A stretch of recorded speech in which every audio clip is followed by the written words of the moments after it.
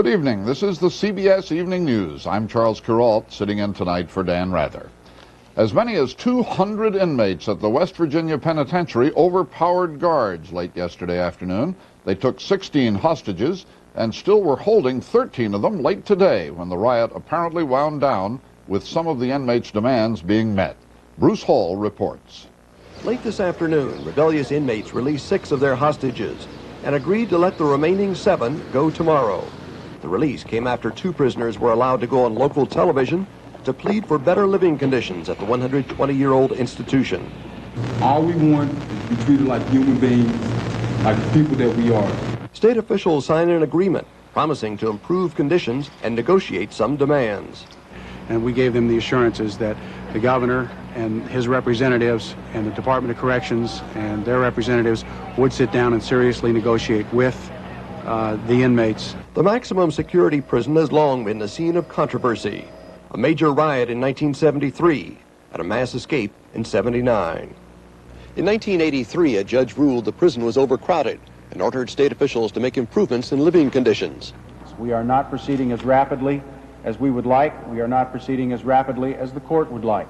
Officials agreed to this afternoon's compromise after relatives began receiving calls from the hostages saying they may be harmed.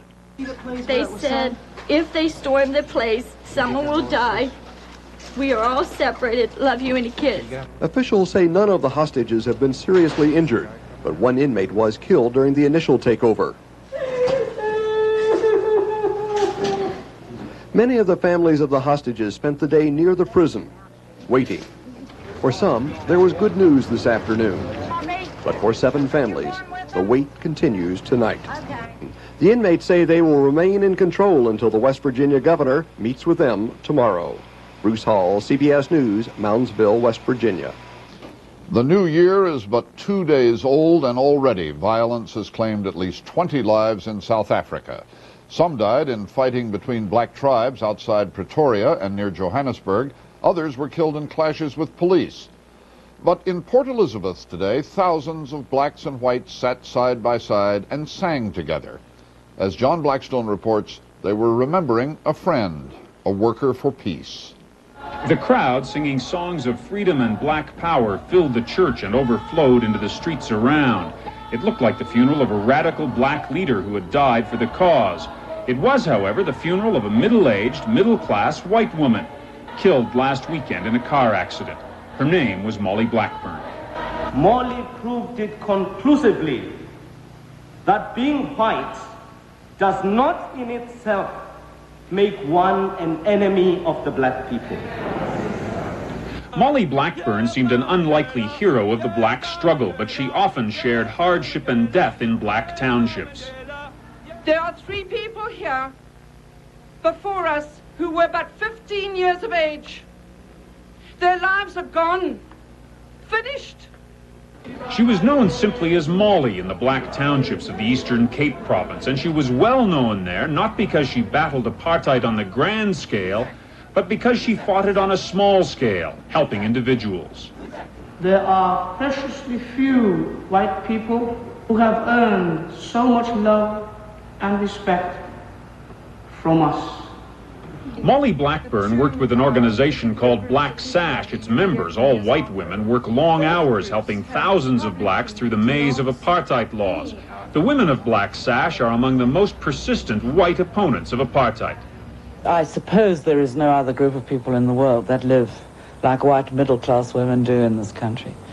And that if you are a South African and you are committed to this country, that's a tremendous burden of guilt. Today, young blacks gathered round Molly Blackburn's coffin and chanted, "She is a soldier."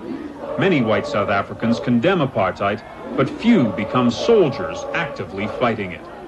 John Blackstone, CBS News, Port Elizabeth, South Africa.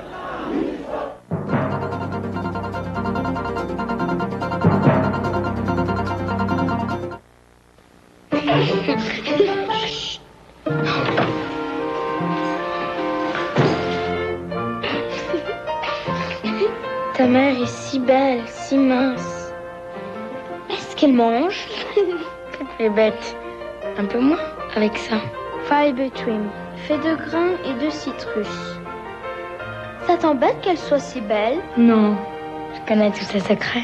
Fiber Trim, the European way to help you stay slim. Quick, name the only sweepstakes in America where people have actually won cash millions each. American Family. No other sweepstakes can make that claim. You awarded me millions. For American Family, this sweepstakes with my picture, the first ever with a prize this big, $10 million. We won millions. You could too. $10 million, all for you. Watch your mail for the American Family Sweepstakes. It could make you rich. Political murder, so common elsewhere in the world, is still so rare in the United States that it comes as a profound shock.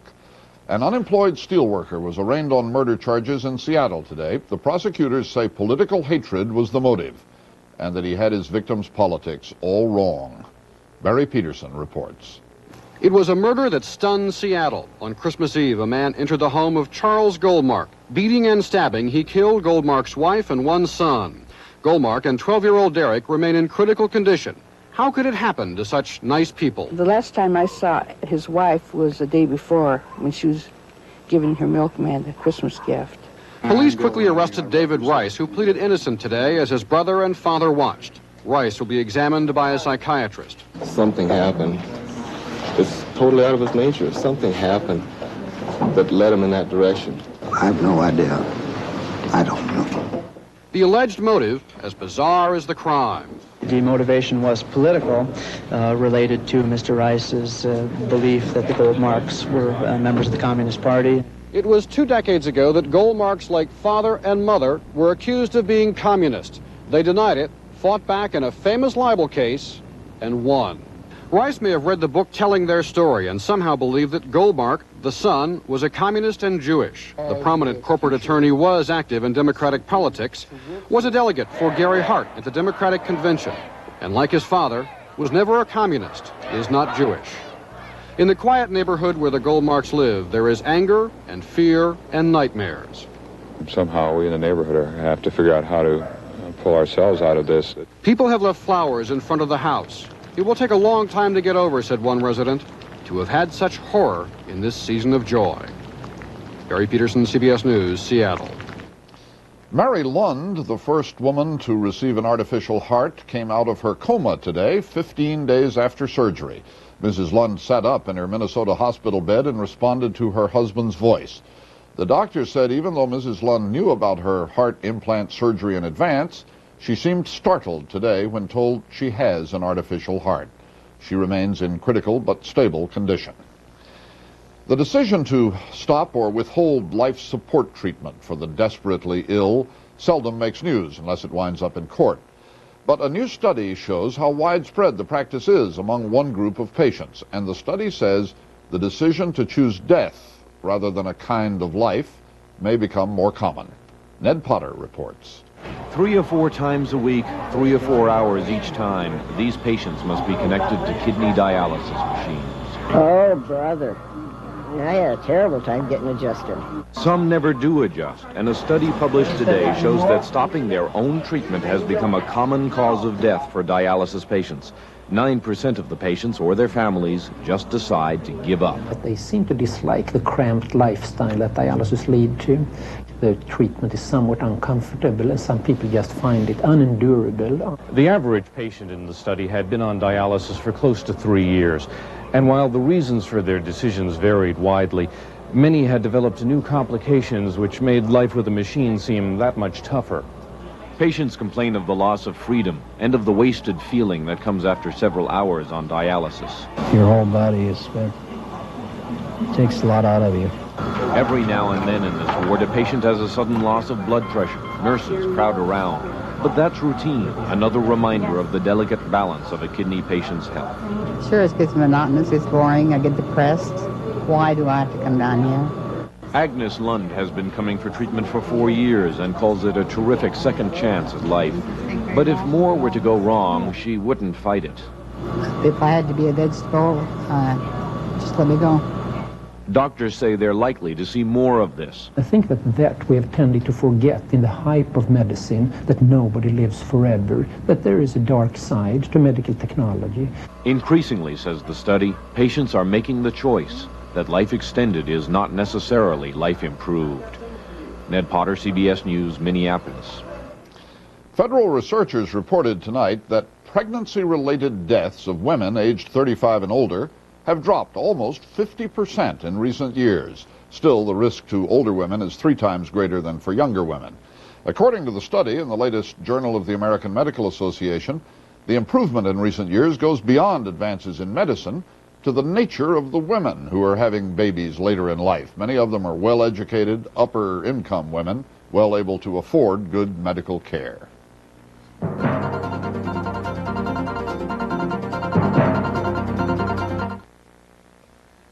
Want a good reason why my antacid is Tums?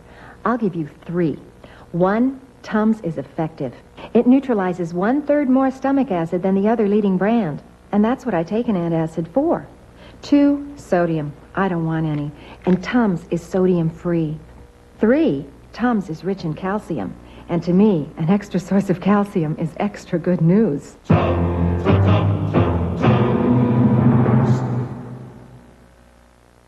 Your sinks clogged. No kidding. Get the all-purpose drain opener, Crystal Drano. How about liquid plumber? No, it may not work on grease. Drano works on grease, food, and hair. There's liquid Drano, too. Liquid plumber can't beat it. Dove, that Drano. That's why there's only one name to know, Drano. Harriet, darling. She always looks so fresh and clean. How do you do it, dear? Why, Vanish, of course. Vanish bowl cleaners get me clean and keep me clean.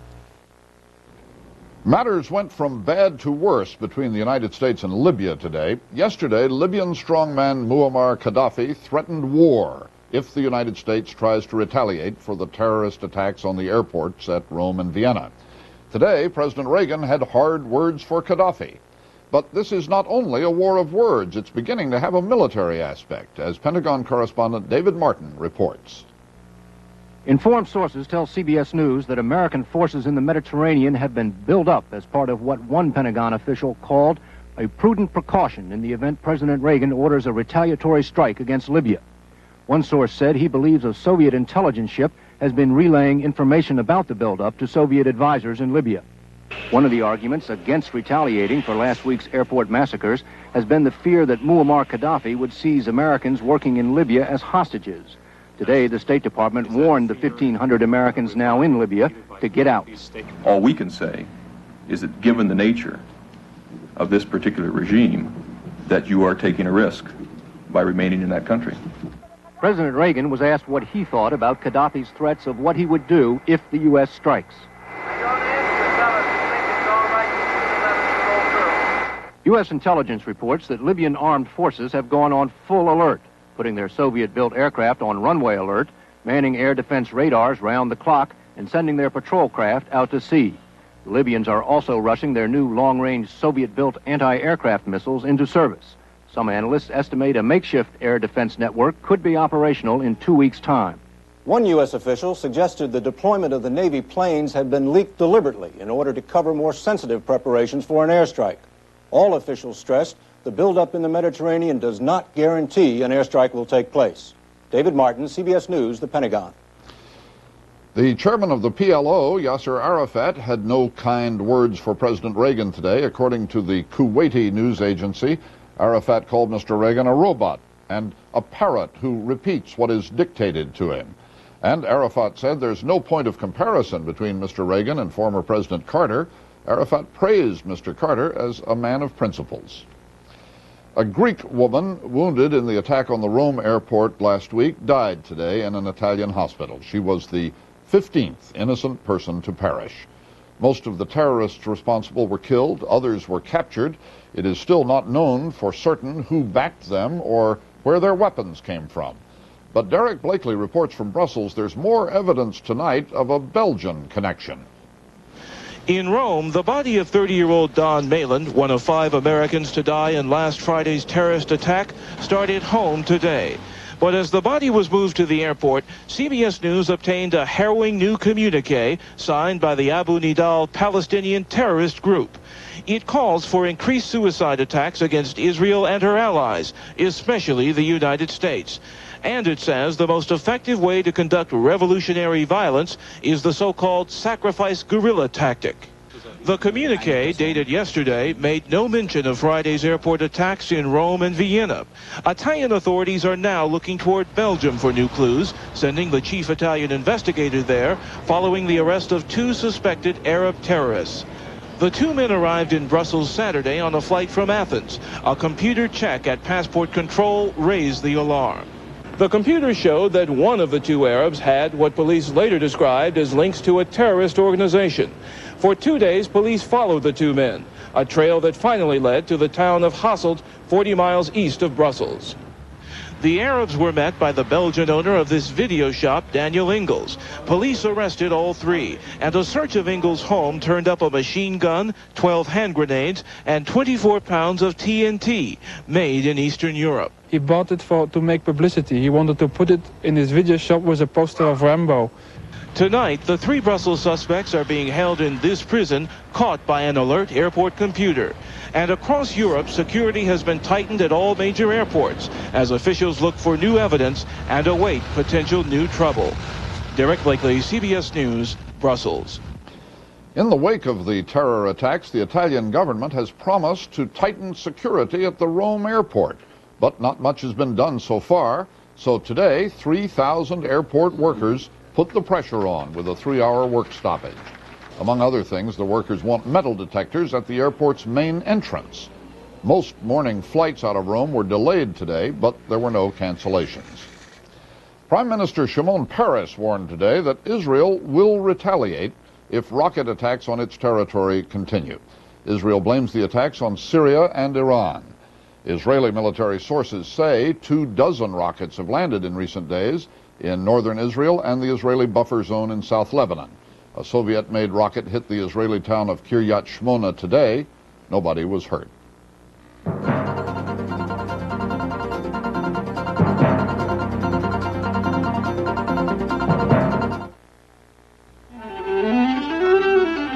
Oh, when the pain in my fingers starts, it stops me from doing what I love. I used to take aspirin for minor arthritis pain. Today, I take Advil. Advil contains a non-prescription strength of ibuprofen, the medicine in the prescription brand Motrin. Just 1 Advil is as effective as 2 regular aspirin. That's important. Advil keeps me playing for hours, and Advil didn't upset my stomach. Advil, advanced medicine for pain. This beautiful southern mansion is home to the world-class cuisine of Anthony's in Atlanta. Tonight, we're secretly replacing Anthony's regular coffee with dark, sparkling, decaffeinated Folgers crystals. Will it be rich enough for our special guests? It has a very good flavor to it. Rich. It's decaffeinated Folgers crystals. This is instant coffee. Are you serious? That's very, very amazing. good. I'm really amazed because it is delicious. Decaffeinated Folgers crystals. Coffee rich enough to be served in America's finest restaurants. One thing you could always say about computers without fear of contradiction was, no matter how smart they seem to be, computers cannot think. Well, think again. Steve Young reports. It's called AI Alley, home of the artificial intelligence industry. Mecca is MIT, where they hope to create a computer that can do what people do, learn by experience. There is no pianist. The sound of the piano is generated by a computer which rehearsed with a human violinist and learned to play with the same tempo and expression.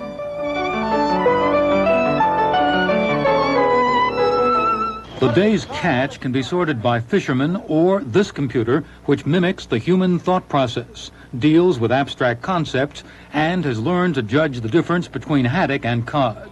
To simulate human thought, the artificially intelligent computer must draw logical conclusions the way the brain does, juggling thousands of concepts at the same instant. Success would be making a machine that would be proud of me. Trying to put wisdom on a floppy disk, artificial intelligence specialists have asked experts, in this case cardiologists, to explain the steps they go through in reaching a judgment. What goes out must come back to the heart. The rules are so complex they can only be programmed in a special artificial intelligence language. One system providing a second medical opinion is now under test in a Providence hospital.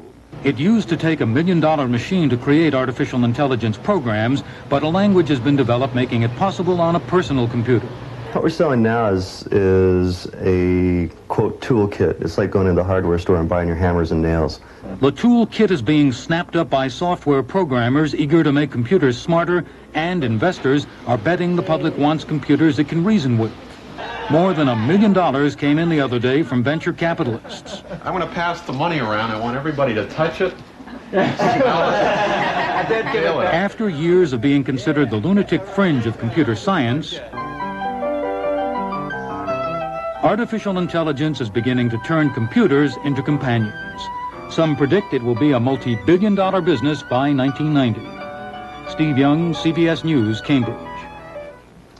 To see one in the air above is enough to make your heart leap. But not many California condors are left, flying free. Soon there will be none. That is the deliberate and bitterly disputed decision of wildlife officials. Terry Drinkwater reports. In prehistoric times, thousands of them soared over the mountain ranges of California. Today, only these six, just six, are left alive and free in the wilderness. But the six will be captured and caged. The government, the U.S. Fish and Wildlife Service, insists putting them in zoos is the only way to save the mighty condor from extinction. In the wilds, they are dying so quickly, mostly from lead poisoning, that ornithologists fear many will not survive the winter. The female of the Santa Barbara pair has elevated lead levels where she did not 3 months ago. Most of the 21 condors already in captivity are too young to breed. The six about to be trapped are mature and would reproduce more successfully in zoos, according to government experts. But the Audubon Society, which wanted the government to buy lands for condor habitat, sharply disagrees. It's a very bad idea, and it was a dumb decision. It'll undercut all the habitat protection activities by everybody involved. The Society also questions, even if the breeding in captivity program works, would once caged birds, when freed, ever be able to survive in the wild? They think not. Nonetheless, the hunt is about to begin. The traps will be sprung again tomorrow morning, and the last of this largest bird to fly on this continent will fly free no longer, perhaps for years, perhaps forever. Terry Drinkwater, CBS News, Los Angeles.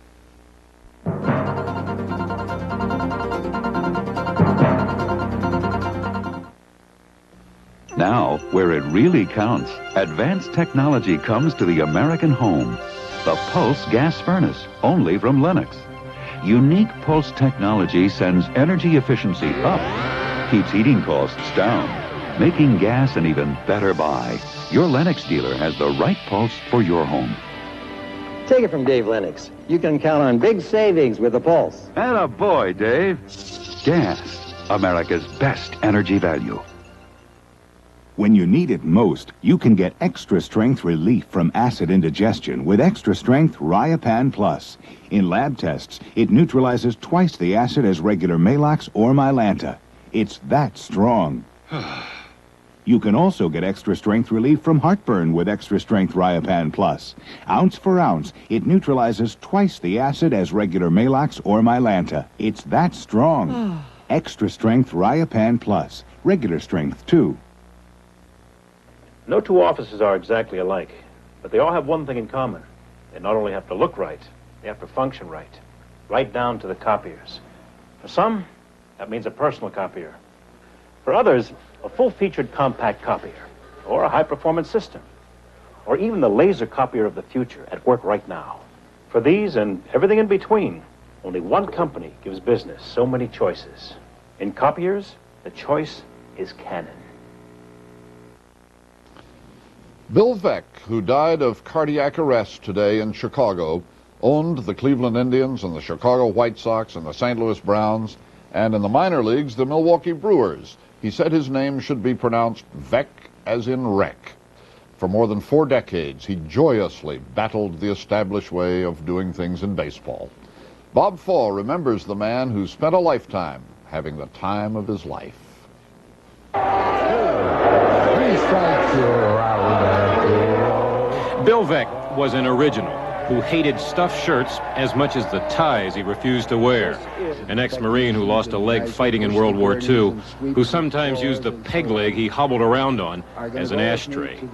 Despite 30 operations for various ailments, Veeck never stopped laughing. I feel pretty good for a balding old man with one leg who can't see or hear, he'd like to say. I have trouble once in a while getting up and down the bleachers, but I make it. He made it as baseball's Barnum, the first owner to set off an exploding scoreboard, to put a shower in the bleachers, to hand out orchids on Ladies' Day, to hold games in the morning with orange juice and cereal free. What's behind your theory of showmanship in baseball? Well, I happen to have a very ridiculous theory, according to many ball club operators, that it should be fun. To make it fun, Bill Veeck even sent a midget up to bat in St. Louis in 1951. The midget walked on 4 pitches. He was the first American League owner to hire a black player, Larry Doby, the first to put names on uniforms and to put his players in shorts. Use gimmicks, said Veeck, but also treat fans like they're guests in your home. Well, look at the scoreboards that they say, cheer. Well, that's presumptuous. If a guy doesn't know when he wants to cheer, why should some joker run the scoreboard tell him? As baseball turned into a bigger business and took itself more seriously, the baseball establishment grew tired of the nonconformists who tried to bring laughter into ballparks. Forced to sell his last club, Veeck returned to the bleachers and to his favorite role, the fan. Not much I want personally. Love, pleasure, fun, and go to the ball games. Bill Veeck was 71. His life, he said, had been delightful. Bob Fall, CBS News, Chicago. And that's the CBS Evening News for this Thursday. I'm Charles Kuralt, sitting in tonight for Dan Rather. Good night. Staying healthy on this job means being careful around the machinery. When the noise and glare give me a headache, I'm just as careful about my pain reliever. It's Tylenol. You know what convinced me? When I sprained my ankle and went to the hospital, they gave me Tylenol. It handled the pain without upsetting my stomach like aspirin used to. Seems Tylenol is the pain reliever hospitals use most, more than aspirin or any other type of pain reliever. If hospitals trust Tylenol, so can I. Trust Tylenol, the pain reliever hospitals use most. There's a great new way to knock out bad breath. New Chlorette stick gum. It's the only stick gum that has Actazole with chlorophyll to fight bad breath. Knock out bad breath with Chlorette, the breath deodorant. Professional dental technicians use instruments like this to remove denture stain. Efferdent's powerful Blue Action formula can help you keep that professional looking clean. Professional strength Efferdent removes even stubborn stains between teeth. Tums doesn't have it. Rolaids doesn't have it. Malox Plus does. We have what you need for complete relief of excess acid, heartburn, and gas. You need Malox, America's #1 antacid for excess acid and heartburn, plus the #1 reliever of painful gas pressure. Now both come in handy roll packs of Malox Plus tablets and fast-acting liquid. Compared to these others, only Malox Plus has all that, plus a great Swiss cream flavor. Get complete relief. Try Malox Plus.